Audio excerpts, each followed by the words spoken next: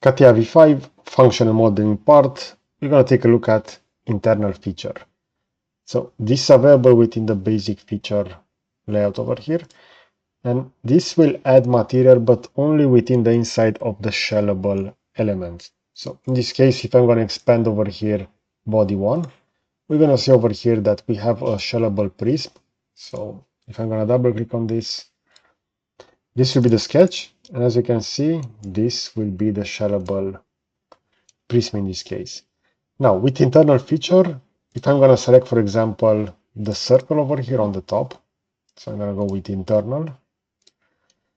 If the direction for this will be on the exterior of the shellable area, the material will not be added. So if I'm just going to click OK, we're going to see that we do have that internal prism over here stored, but nothing actually happens within the part due to the fact that that sketch over here is located on the exterior. But if I will reverse this, if I'm going to click OK, we're going to see that now it will be as following. Keep in mind that if I'm going to extend this, so this is currently set to 70 millimeters. If I'm going to go with 100, that will not further extend. So all the internal features are bounded with the shell prism in this case. And since this shell prism has a length of 70 millimeters, that will also be limited. So if I'm going to go, for example, with 50, it will go all the way over there. Let me just enable over here so you can better see the shape. Now we can use multiple internal features over here. So if I'm gonna go with this sketch, as you can see, this will also be extended beyond the shape of the original shellable prism. That means that if I'm gonna click OK, everything that is below that section will be automatically trimmed. So even though over here I have the following sketch, as you can see, this will be further extended on the exterior side. That will not be created. So we are still maintained within the same boundary of the shellable prism. Keep in mind that we do have over here a shell properties with a wall thickness of 2.5, and over here this is also drafted at an angle. If you also want to add some shareable features, for example, I'm just going to deactivate this for now. And I'm going to keep this one on the bottom.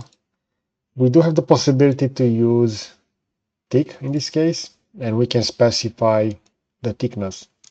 So in this case, we see over here within the preview that this will be the profile. If I'm going to click OK, over here, we're going to have that 2.5 millimeters for the thickness of the wall.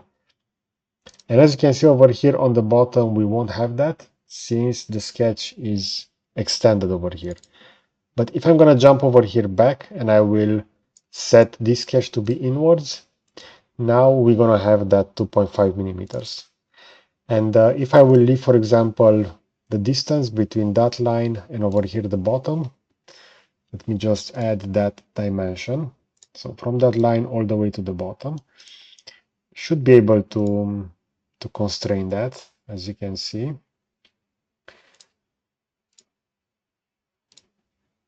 In this case, I do receive that, so I'm just gonna add maybe from that point. I will try with the axis, but it should allow me. So over here, as you can see, with the axis, this will allow me. Let's say that I'm gonna go 1 millimeter for the distance. And we're gonna see that after I leave that sketch, this will be the output. So if with that value, I'm gonna go even lower, for example, with 0, that will be the equivalent of coincidence. We're gonna see that in this case, we're no longer gonna have that full thickness over here.